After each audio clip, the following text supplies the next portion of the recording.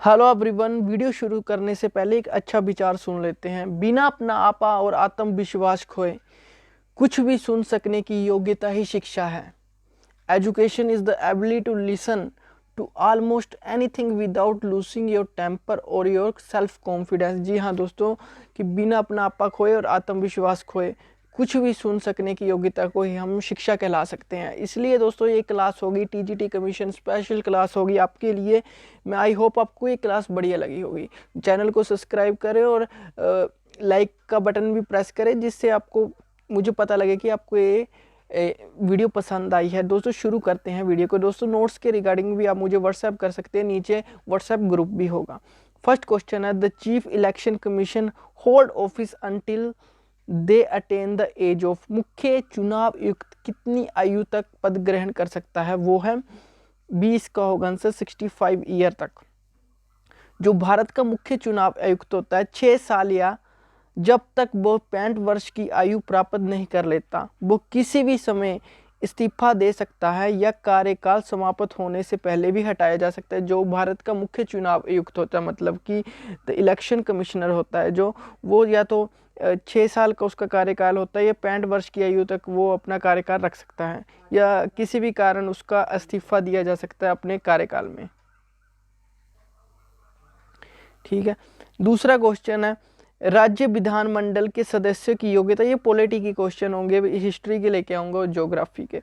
राज्य विधानमंडल के सदस्यों की योग्यता से संबंधित मामलों पर मुख्य चुनाव आयुक्त किसे सलाह दे सकता है?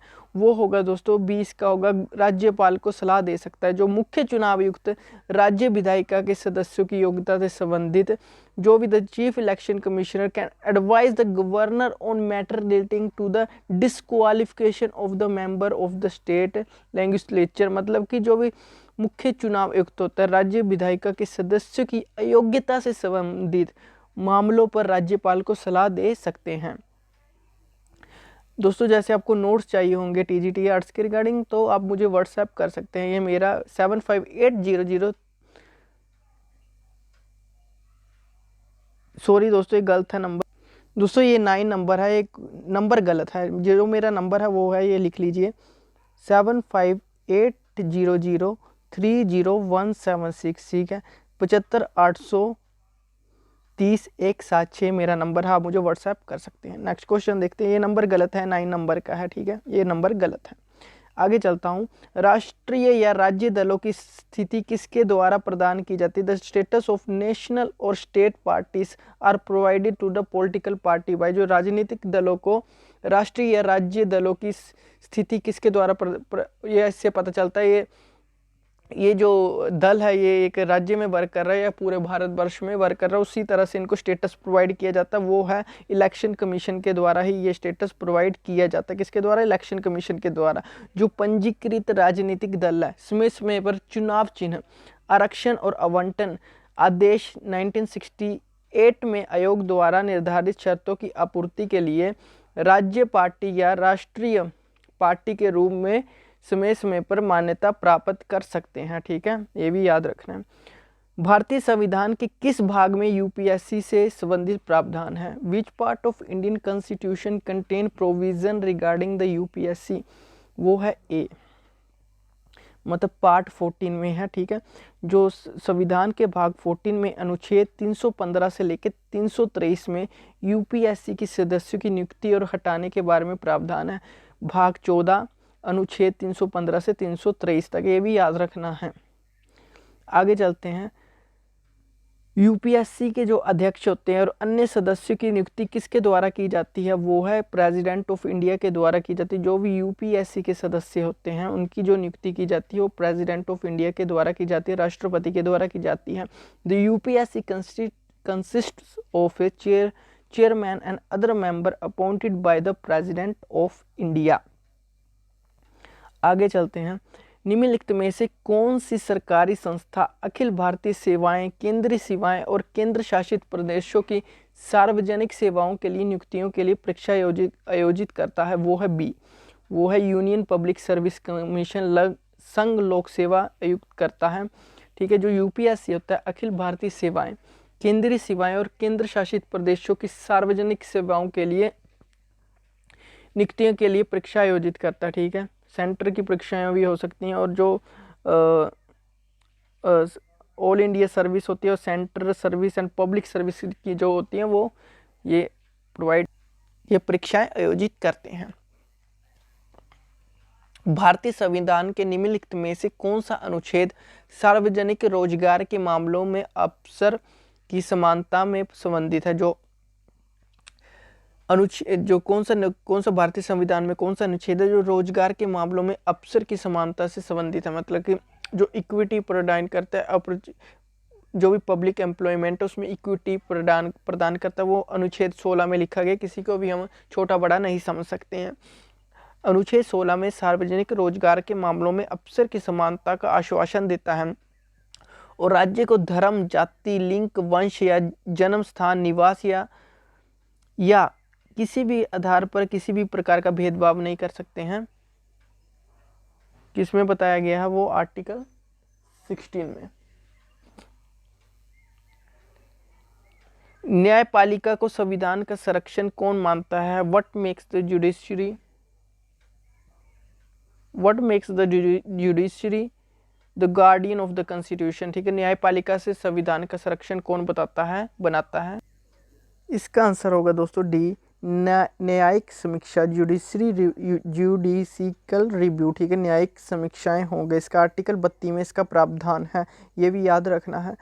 भारत के राष्ट्रीय प्रतीक में सत्यमेव जयते शब्द को निम्नलिखित में से किसने अपनाया गया था? वो था, इसका आंसर होगा ए, वो है मुंडका उपनिषद में, ठीक है। मुंडका उपनिषद में इसके बारे में लिखा गया जो सत्यमेव जयते हैं।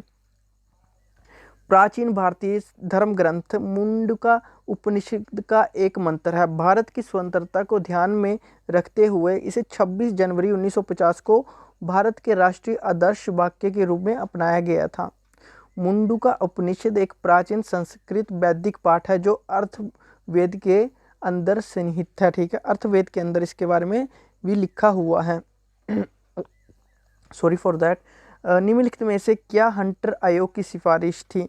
Which of the following was a recommendation of Hunter commission? इसका आंसर होगा ए, वो है महिलाओं की शिक्षा के बारे में इसके लिए लिखा गया है। महिलाओं की जो शिक्षाएं हैं वो हंटर कमीशन के बारे में लिखा गया है। सॉरी, सिफारिशें थी उनकी। Who among the following was a lady Alwar संत, ठीक है। निम्नलिखित में से कौन एक महिला अलवर संत थी? वो थी ए, अंदल, ठीक है, अंदल थे। अगला, who is the author of the autobiography the Indian struggler? The Indian struggler नामक आत्मकथा के लेखक कौन थे? वेरी इंपॉर्टेंट क्वेश्चन है ये, आप याद रख लेना, ये क्वेश्चन बन भी सकता है। ये है बी, वो है सुभाष चंद्र बोस, इनके आत्मकथा के लेखक थे। जो द इंडियन स्ट्रगलर है 1920 से लेके 1942, 42, ठीक है। भारतीय राष्ट्रवादी नेताजी सुभाष चंद्र बोस की 2 भागों वाली किताब थी, ठीक है, जिसमें भारत पर ब्रिटिश साम्राज्य के शासन को समाप्त करने के लिए भारतीय स्वतंत्रता आंदोलन के 1920 से 1942 के इतिहास को शामिल किया गया है। अखिल भारतीय महिला सम्मेलन की स्थापना कब हुई थी? वो हुई थी डी, 1927 में हुई थी। जो अखिल भारतीय महिला सम्मेलन था, भारत में सबसे पुराना राष्ट्रीय महिला संगठन है जो अखिल भारतीय महिला सम्मेलन है, AIDWC, वो भारत का सबसे पुराना राष्ट्रीय महिला संगठन है। जनवरी 1927 में पूना में इस संगठन का जन्म हुआ था। कहाँ पे हुआ था? पूना में इस संगठन का जन्म हुआ था। 1927 मार्गरेट कंजिनस द्वारा महिलाओं और बच्चों के लिए शैक्षिक प्रयासों में सुधार करने के लिए इसकी स्थापना की गई थी, ठीक है। जो भी शैक्षिक प्रयासों में, शिक्षा में सुधार करने के लिए और इसके निपटने के लिए अपने दायरे का विस्तार किया गया था, ठीक है। अपने एरिया में इनका विस्तार किया गया था अखिल भारतीय महिला सम्मेलन में ही। जैसे महिलाओं के अधिकारों के मुद्दों पर इस पर बात की जाती थी। जी का पहला शैक्षणिक सम्मेलन हुआ था वो all India women's conference of education reform इसे कहा जाता था। और 5 से 8 जनवरी 1927 को बड़ौदा के महारानी जिन्नाबाई साहिब बीकबार की अध्यक्षता में फेरोगन कॉलेज में स्थापित किया गया था। फेरोगन कॉलेज पूना में स्थापित किया गया था। नेक्स्ट क्वेश्चन देखते हैं। इंडियन इंडिपेंडेंस लीगेज, ठीक है, लीग द्वारा स्थापित किया गया था। इंडियन इंडिपेंडेंस लीग किसके द्वारा स्थापित किया गया था? वो था डी, राज बिहारी बोस के द्वारा ये किया गया था। अब जो इस लीग का मूल उद्देश्य भारत को ब्रिटिश साम्राज्य से पूर्णतः अलग करना था, जो भारत को ब्रिटिश राज्य से अलग करना था, ठीक है, और इसका उद्देश्य भारत में ब्रिटिश राज को हटाने का था। और इसकी स्थापना भारतीय क्रांतिकारी नेता रास बिहारी बोस और जवाहरलाल नेहरू जी ने 1928 में की थी। ये संगठन दक्षिणी पूर्व एशिया और मुख्य भूमि से अलग भारतीय क्षेत्रों से में आधारित था।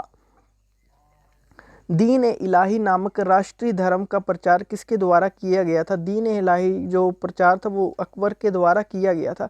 इसके बारे में भी कुछ डिस्कस करते हैं। जो दीन ए इलाही था 1581 ईस्वी में मुगल सम्राट अकबर द्वारा, दीन ए इलाही 1581 ईस्वी में मुगल सम्राट अकबर द्वारा एक समरूप धर्म था, ठीक है, उनके द्वारा ये लिखा गया था, ठीक है, जिसमें अब सभी धर्मों के मूल तत्वों के बारे में लिखा गया था इसमें, ठीक है। इसमें प्रमुखतः हिंदू और इस्लाम धर्म थे। इसके अलावा पारसी, जैन एवं ईसाई धर्म के मूल विचारों को भी इसमें सम्मिलित किया गया था, किसमें? जो अकबर के द्वारा दीन इलाही धर्म का प्रचार था। इसमें सभी धर्मों थे, जैसे हिंदू और इस्लाम के बारे में ज़्यादा था, पर पारसी और जैन और ईसाई धर्म के बारे में भी इसमें बताया गया था। अगले क्वेश्चन देखते हैं, ज्योग्राफी के कुछ देखते हैं, ठीक है। अब जो हिस्ट्री खत्म हो गई है, पॉलिटी खत्म हो गई, अब ज्योग्राफी के देखते हैं। जो नावखली कहाँ स्थित है, ठीक है, नावखली कहाँ पे? नावखली है आपका ये बांग्लादेश में। नावखली जिला बांग्लादेश के चटगांव मंडल में स्थित है। इसका क्षेत्रफल 3699 वर्ग किलोमीटर है। और उत्तर में कोमिला जिला, दक्षिण में मेघना मुहाना और बंगाल की खाड़ी, पूर्व में फेनी और चट्टगांव जिले, लक्ष्मीपुर और पश्चिम में भोला जिले से घिरा हुआ है। ये याद रखना है। कहाँ पे है? ये तो आपको पता चल गया, बांग्लादेश में है। अगला है, किस वर्ष में देश की पहली ट्रेन रेड हिल रेलवे रेड हिल से मद्रास में चिट द्रीपेट पुल तक चली थी? वो है सी, इसका आंसर होगा, वो है 1837 ईस्वी में चली थी, ठीक है। कौन सी? चिंट द्रीपेट पुल पर चली थी कौन सी ट्रेन? 1837 में। कौन सी ट्रेन थी? रेड हिल रेलवे, याद रखना। इसके बारे में बात करते हैं। जो रेड हिल रेलवे देश की पहली ट्रेन लाल पहाड़ियों से 1837 में मद्रास के चिंट द्रीपेट पुल तक चली। इसमें विलियम एवरी के द्वारा, ठीक है, याद रखना, द्वारा निर्मित, ऐसे भी आ सकता है किसके द्वारा निर्मित की गई थी? विलियम एवरी द्वारा निर्मित रोटरी स्टीम इंजन लोकोमोटिव द्वारा बनाई गई थी। ये स्टीम इंजन से बनी हुई थी। आर्थर कॉटन द्वारा निर्मित रेलवे का उपयोग मुख्य रूप से मद्रास में सड़क निर्माण कार्य के लिए लेटराइट पत्थर के परिवहन के लिए किया जाता था, ठीक है। जो सड़क निर्माण कार्य होता था मद्रास में, उसके लिए इसको किया जाता था यूज़। आगे चलते हैं। रॉयल इंडियन नेवी म्यूटिनी किस वर्ष में हुई थी? ठीक है, रॉयल इंडियन नेवी म्यूटिनी, ठीक है, टुक प्लेस इन, वो हुई थी 1946 ईस्वी में। जो रॉयल इंडियन नेवी विद्रोह, जिसे रॉयल इंडियन नेवी म्यूटी या बॉम्बे म्यूटिनी भी कहा जाता है, में कुल भारतीय जहाज और उसके बाद हुए विद्रोह को शामिल किया गया था, जिसे 18 फरवरी 1946 को बॉम्बे बंदरगाह पर रॉयल शिप पर भारतीय नौसेना के नाविकों ने स्थापित किया था। नेक्स्ट क्वेश्चन देखते हैं। रॉयल इंडियन नेवी विद्रोह ब्रिटिश अधिकारियों के खिलाफ डैश द्वारा कुल हड़ताल और विद्रोह था। जो रॉयल इंडियन नेवी विद्रोह था वो था बी, वो था गैर कमीशन अधिकारियों नाविकों द्वारा किया गया था, ठीक है। जो in the royal Indian navy revolt a section of non commission officer and sailor known as rating serving in the royal Indian navy mutinied against the British officer, ठीक है। अगला क्वेश्चन है, 20 सितंबर 1932 को महात्मा गांधी ने कहाँ आमरण अनशन शुरू किया था? 19 सितंबर 1932 Mahatma Gandhi began a fast unto death in, वो है सी, यरबदा जेल में, ठीक है। सितंबर 20 1932 में ट्यूसडे, उस दिन मंगलवार का दिन था, Mahatma Gandhi began a fast unto death in Yerwada central jail as a protest against British prime minister Ramsay MacDonald's communal award. Next है क्वेश्चन, महात्मा गांधी ने नमक मार्च प्रमुख अहिंसक विद्रोह कार्रवाई किस वर्ष में शुरू की थी? वो था ए 1930 में की थी। ये देख सकते हैं साल्ट मार्च के लिए थी, डांडी मार्च, इन सत्याग्रह आप देख सकते हैं। अगला है, समुद्र में प्रवेश करने से ठीक पहले एक नदी कई शाखाओं में विभाजित हो जाती है, तो उसके मुंह पर त्रिकोणीय भूस्खलन क्या होता है? What is the triangular land mass that form at its mouth when a river splits into several branches just before entering the sea? इसका आंसर होगा डी डेल्टा। सुंडा ट्रेंच कहाँ स्थित है? सुंडा ट्रेंच है वो है दोस्तों सी हिंद महासागर में स्थित है। इंपॉर्टेंट क्वेश्चन है।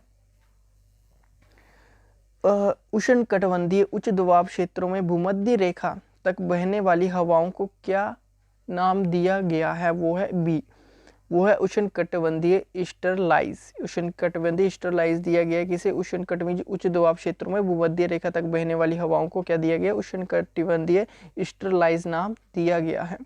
आगे है, जैसे कि हम भूमध्य रेखा से ध्रुवों की ओर बढ़ते हैं तो तापमान की दैनिक सीमा डैश होती है। वो है ए, डिक्रीज, घटती रहती है। जो daily range of temperature decreased on proceeding equator to pole, ठीक है, कम होती रहती है, डिक्रीज होता रहता है इक्वेटर टू पोल्स, आपको याद रखना है। निम्नलिखित में से कौन सी नदी रिफ्ट वैली से होकर बहती है? वो है बी, नर्मदा नदी बहती है। ये भी इंपॉर्टेंट क्वेश्चन है। निम्नलिखित में से कौन सा युगम सही ढंग से मेल नहीं खाता है? इंडस श्योक से, गंगा गंडक से, गोदावरी मूसी से, या कृष्ण तुंगभद्रा से? इसका होगा सी, गोदावरी मूसी से, जो यही याद रखना है। Musi is the tributary of Krishna, Penganga, Wainganga, Wardha, Indravati, प्रवदा ETC are the tributary of Godavari. निम्नलिखित में से कौन सा भारतीय राज्य बांग्लादेश की सीमा साझा नहीं करता है? इसका आंसर होगा मणिपुर नहीं करता है। Which one of the flowing river flow into the Arabian sea? निम्नलिखित में से कौन सी नदी अरब सागर में बहती है? वो है डी, नर्मदा नदी बहती है। जो Narmada follows into the gulf of Khambhat, ठीक है, अरेबियन सी में पड़ता है।